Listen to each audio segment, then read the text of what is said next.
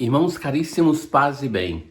Nós celebramos hoje a festa da dedicação da Basílica de São João de Latrão. Uma festa que poderíamos nos perguntar qual é o sentido de celebrar a dedicação de uma igreja de pedra. Antes de tudo, vamos entender o que é dedicação. A dedicação é um ato que se faz uma vez só por uma igreja quando ela está terminada. Depois, se por exemplo essa igreja é reformada, não se faz uma nova dedicação. Então é um fato raro, até mesmo participar.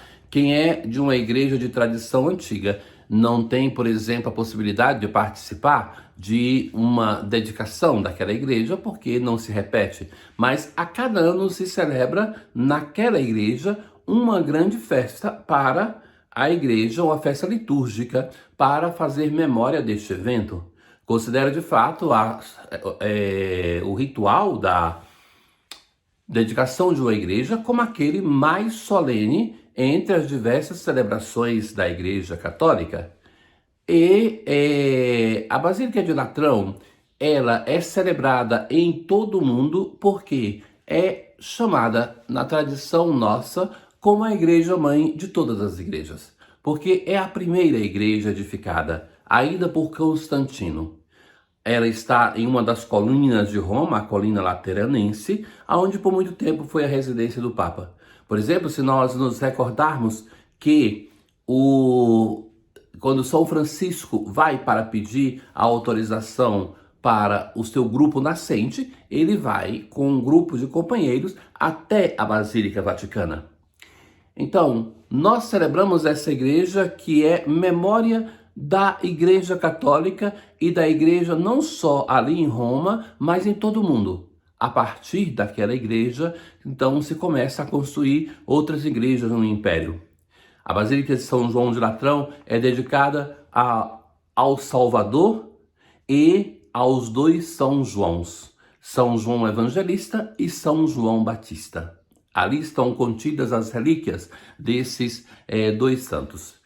Além disso, merece se recordar que esta é a Catedral de Roma, não é São Pedro.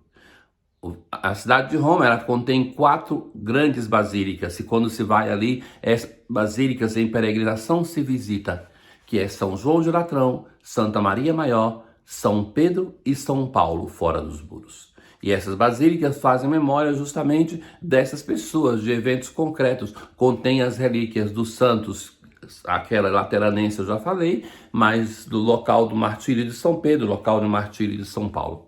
E por isso celebramos em todo o mundo. Por exemplo, nós hoje celebramos esta igreja porque é a Catedral de Roma, a primeira igreja de Roma, então vale para todo mundo. Na igreja diocesana, quando se celebra a dedicação da igreja mãe, todas as paróquias também celebram. Nós franciscanos celebramos a dedicação da Basílica de São Francisco, e na igreja local se celebra o dia da dedicação dessa igreja, cada ano, da própria igreja, como memória deste fato. É como o batismo da igreja. Então hoje, das leituras que nos são oferecidas, para a primeira leitura, nós temos do livro de Ezequiel ou da primeira carta de São Paulo aos Coríntios. Me detenho naquela leitura do Antigo Testamento. O profeta tem uma visão do Templo de Jerusalém, ele vê saindo uma grande quantidade de água. Lembremos que ali é um ambiente de deserto, a água é preciosíssima. E essa água que vai saindo do templo, ela vai indo e se descreve o percurso. Corre para a região oriental, desce para o Vale do Jordão, desemboca nas águas salgadas do mar e elas se tornam saudáveis. Então o Mar Morto é transformado, o Mar Morto que até hoje é conhecido, é famoso pela sua quantidade de sal, pela ausência de vida, por isso o Mar Morto. Então que esta água não só tem quantidade, mas uma qualidade tal que ela transforma a própria morte daquele mar.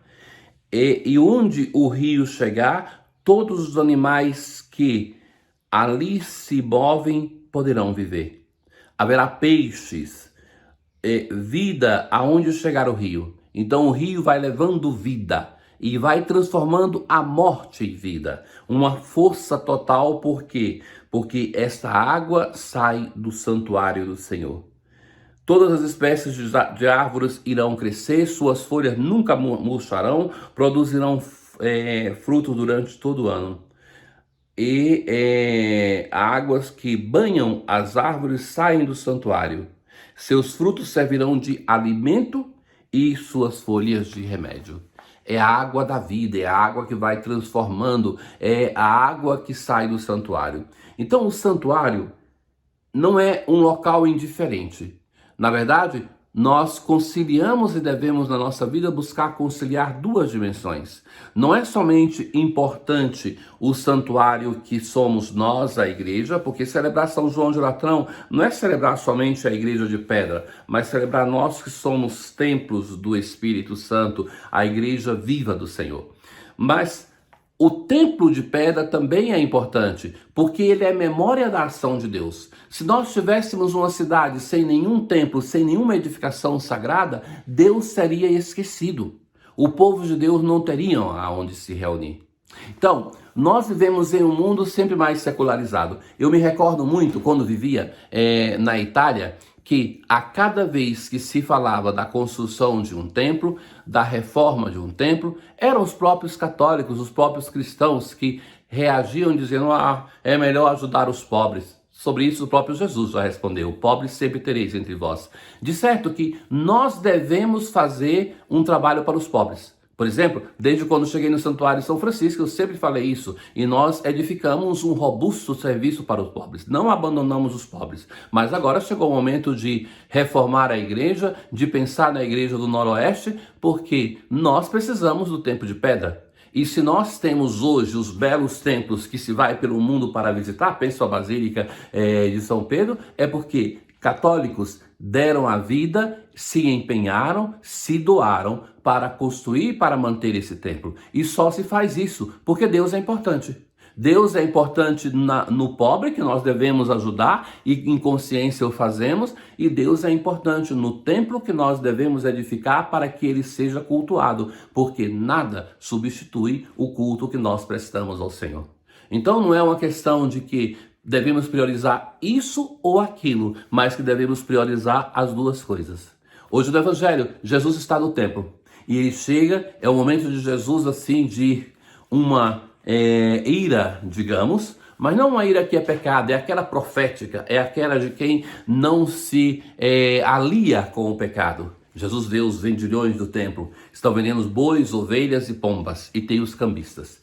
Quanto mais rica a pessoa, maior era o animal que ela oferecia. Era uma quantidade imensa de animais sacrificados no templo de Jerusalém. Então, a reação de Jesus é curiosa, porque esses três grupos que vendiam animais, a eles se aliavam os cambistas. Quem eram os cambistas?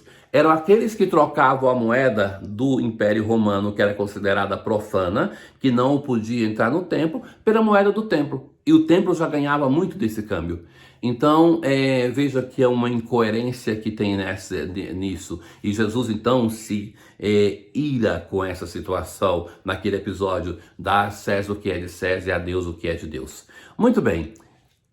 Hoje no Evangelho é sobretudo contra os vendedores de pomba que Jesus reage. Ele derruba e expulsa os animais grandes e vai dizer para aqueles de pomba, não façais da casa do meu pai uma casa de negócios. Então, o que acontece? Esses, além de profanar o templo, exploravam os pobres, porque vendiam para os pobres. Lembram que os pais de Jesus, por isso nós dizemos que são pobres, porque eles ofereceram pombas, era a oferta dos pobres.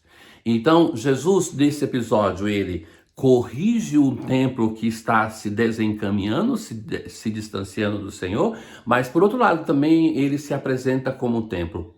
Então, pedem para ele, com qual autoridade se faz isso? Ele destruir esse templo e eu o reconstruirei em 3 dias. Jesus está falando do templo do seu corpo, vai comentar o evangelista, e depois que ele ressuscita, recordando desse episódio, os apóstolos vão crer, os discípulos, na escritura e na palavra de Jesus. Jesus é o nosso templo. É isso que nós celebramos hoje.